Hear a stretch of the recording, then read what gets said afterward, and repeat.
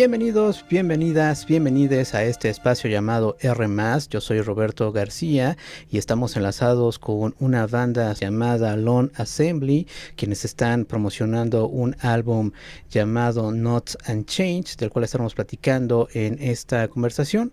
Pero permítanme darle la bienvenida a ellos.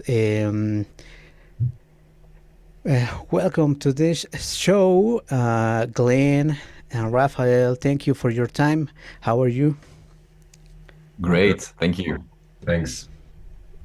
Thanks. Let me start this conversation with the album. I think it's a really interesting album. Notes and Change offer a really interesting experience to the listeners. It's not only about some kind of difficult or dense narratives. I think also during the process of the album, or at least in the listener's experience, offer also some kind of hope and some other kind of bright emotions. But let me start with that. How long was the overall process behind this album, and how did it evolve into the final record? You want to go? I can go for a bit, and then you can go for the other bit. What do you think? It's okay. So, funny thing about this album is that a few of them are songs that we wrote quite a long time ago. That we wanted to rework. For example, A City Works Like This, we composed it, what was it, like 4 years ago, maybe? 3 years ago? No, it's older than that. I would say 2019. Yeah. Yeah. And already, like, also A Dark Score, also, like, the beginning was pretty old. And it's funny because we had this idea of we wanted to make some new songs, but we also wanted to rework some of the first songs that we already composed like a long time ago, but to rework them with the entire band. And then you can go on, Rafael, if you want. Yeah, it's kind of a mix, like Glenn said. It was kind of the early days of Lone Assembly, just him and I jamming over things. And then it became this epic, huge thing, adding the two other members inside the project. But yeah, we composed it and produced it only with close friends, which we really like to do, because we had overall the overall control of the production, of the mixes and stuff like this. And we really wanted this first album to be like us, that this project will look like us in terms of sounds and the story behind it. So it was kind of a hell of a ride, to be honest. Yeah. That's interesting. How was the experience to reconnect with those early songs or ideas?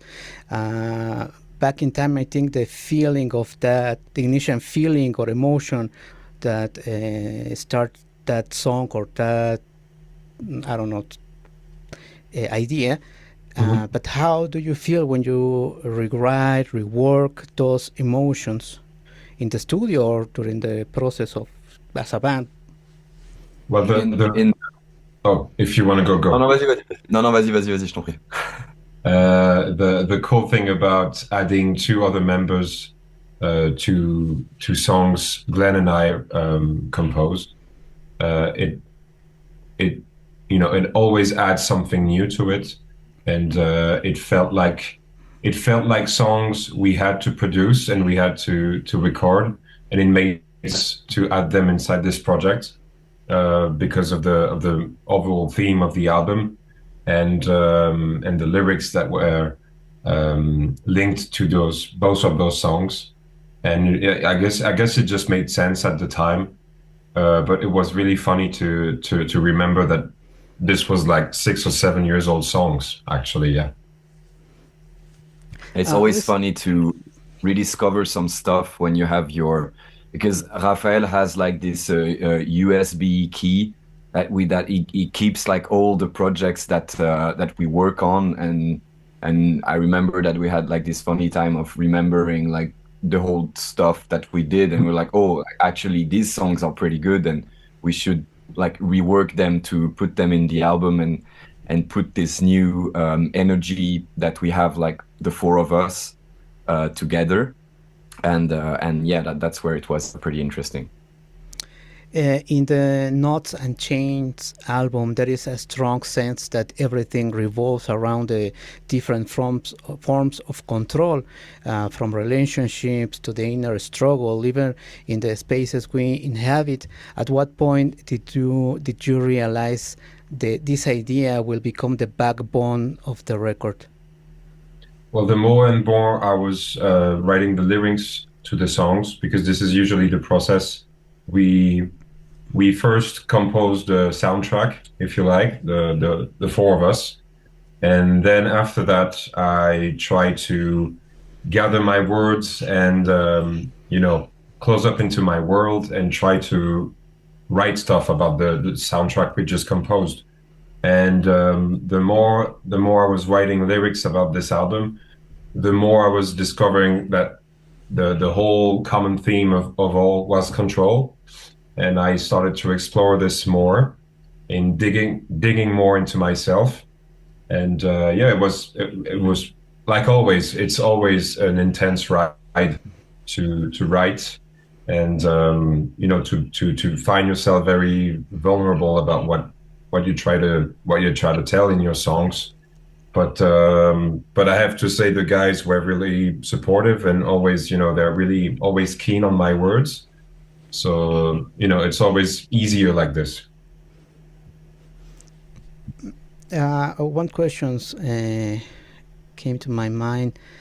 When you work with this kind of feelings or experience, is that initial feeling or experience subordinate to the final track, or the final track is the result of the path drawn by that initial feeling? You mean, is the album chronological, right?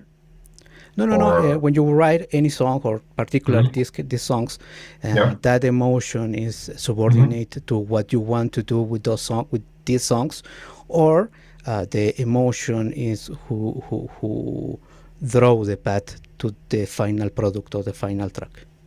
I would say kind of both. Sometimes I just don't find any resolution after writing a track, if that's the question. It's just sometimes I just keep asking myself questions, and I keep digging more and more and more and more, and the more I'm asking myself questions, I don't usually find answers. Sometimes I do, but it's the magic trick of a song. You can ask so many questions, and people can interact with those. Even though it's my questions at the very first, but it's what I like about writing music with the guys. It's just like it can can tell a completely different story to a listener, and it wasn't really the first intention, but yeah. Sometimes there's a resolution within the process of making a track. And sometimes it's just a question mark, Great. The album offers a really interesting experience in the sonic level. There's some dark and gothic atmosphere, but also a lot of sounds. Even the scenes or some sections reminds me, at least at me, 80s influence. But at the same time, also offer a really more accessible, friendly experience, pop-ish sound. Can you tell us about this interesting balance? Because it's not only a one genre that we can express in this album. It's a lot of ideas, sounds. So the interesting things about us is that we are all coming from a musical. We all have like different musical backgrounds. So of course we all joined ourselves into the 80s goth music scene, and we could like tell about bands like, of course we were influenced by bands like Depeche Mode or Joy Division or the Sisters of Mercy or things like this. But also we wanted to have like more of a modern approach, and also as we all have different musical backgrounds. For example, Romain, the drummer, is has a very like metal hardcore kind of background because he was playing in a lot of hardcore bands. Me myself, I've been into like the emo shoegaze scene for a long time. Jim is more into Britpop, and of course Rafael is more into also like me into like the kind of like 80s new wave, and also like he likes also other stuff more in indie and stuff like this. But for us it's more of like a mix and match of all the things that we like and all the influences that we have that give this specific kind of result of this album. And that's where it's really interesting that for this album, as we composed it, like the four of us, both of us could put a little bit of our world into this album, and that's where it sounds like this. One of the songs that really caught my attention, it was The City Works Like This, because maybe the other forms or of control are more common in the everyday experience. But the city in this song works like a living organism that absorb and reshape the people in the city. How much does your environment influence your emotional state and your songwriting? Well, a lot, but I suppose that everyone is somehow influenced by, you know, the places you've been through. I'm pretty sure everyone has, you know, when you have to remember a particular place where you've been, you know, broken up, or I don't know, you've felt something very bad or very good at a specific place, you will always remember or picture this place as a particular feeling. And for this song, it's funny because it's actually it's a kind of a child feeling. You know, I grew up in a very far from the city, in a small village, in the lands, I would say.